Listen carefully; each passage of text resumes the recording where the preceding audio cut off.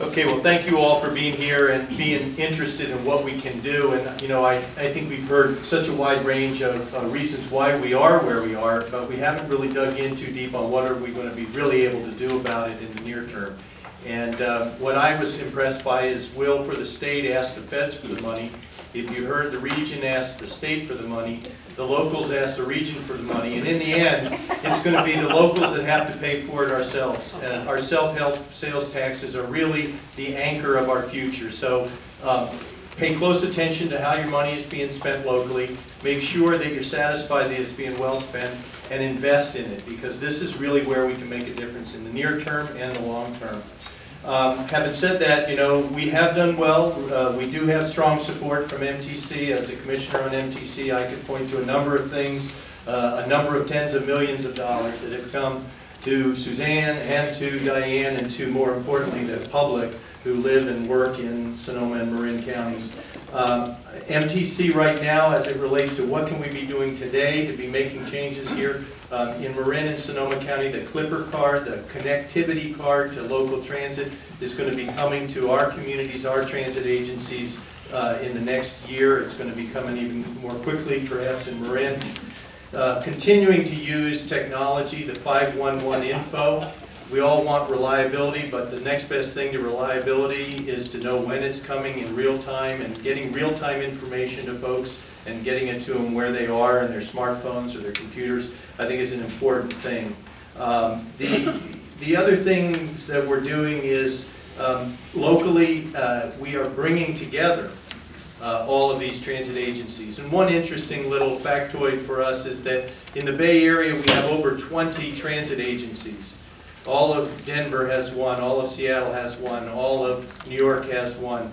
We are unique in having all of these different transit agencies, and so a Clipper card is a necessity here because we have so many different agencies and we're trying to connect them up.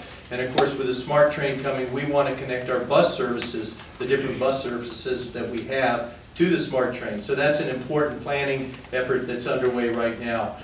We're also trying to speak with our state partners at Caltrans about the importance to provide us with more design flexibility. The regulatory process, the risk avoidance that we have built into the design standards are costing us a fortune, and they're taking forever to get things done. We know that we can be more cost effective and quicker in our responses, and there's work to be done there, and we're working on that to make those changes. An example of that that I'll use in our own county is the Richmond-San Rafael Bridge, where there's two shoulders on that bridge. There's no shoulders on the Bay Bridge. We want to be able to use one of those shoulders during commute hours to move people across that bridge instead of having them backed up in a parking lot file all the way through our county down to the Golden Gate Bridge.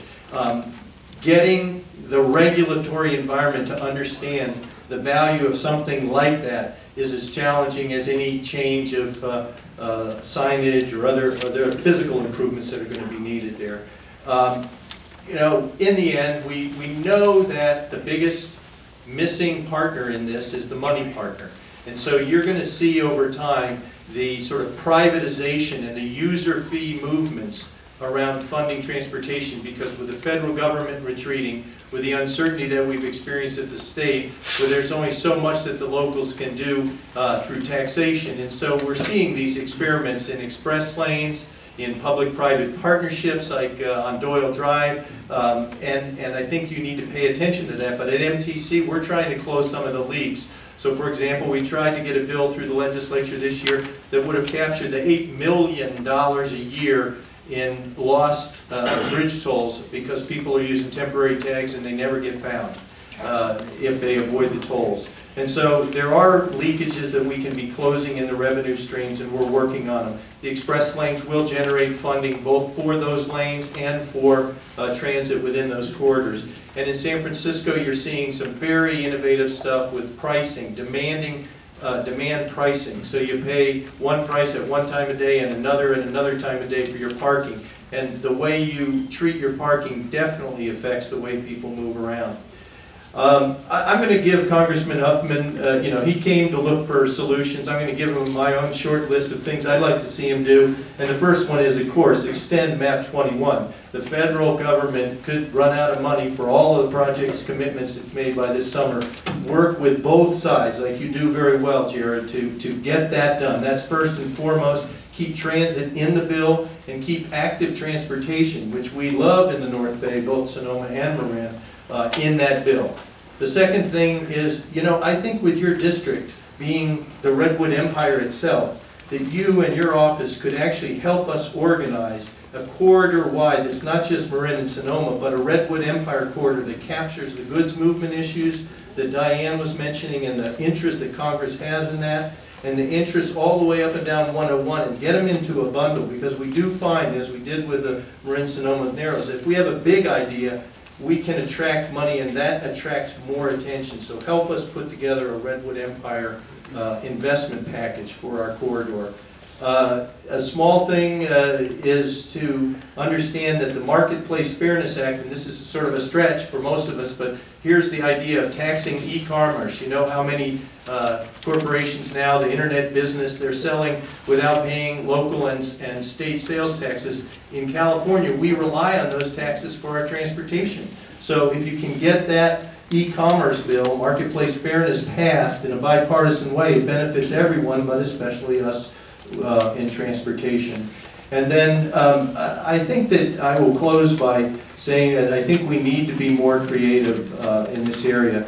An excellent example that I often share, and seems like no one's listening, I'll try it again, is you know, take advantage of these shoulders. Put a bus on the shoulder. Let Dennis Mulligan run his Golden Gate bus on the shoulder of the road when everyone is sitting there in traffic, and make a strong statement for transit. Give an advantage to those who take transit. Along this Narrows corridor, it would be a real-time savings. That's an example. If anybody's noticed, instead of saying, kids, you can never go back to school because we like traffic the way it is today, let's say, put more attention into what is causing all of the congestion because of our morning and afternoon traffic coming out of our schools. Invest in our Safe Route to School programs. Make them a part of our community. Accelerate our Safe Route to School programs. These are things that could be done. I think that in the end, a lot of us have to take responsibility too. We've grown to be a county, and I think it's probably a corridor or a region that has one car for every living person from infancy on. And as soon as someone's 16, we hand them the keys and say, you go do your life and I'll see you somewhere down the road. So we do need to also think about the fact that we are a part of the solution by the way we use our vehicles and our transit to move around. Thank you. Terrific. Thank you very much.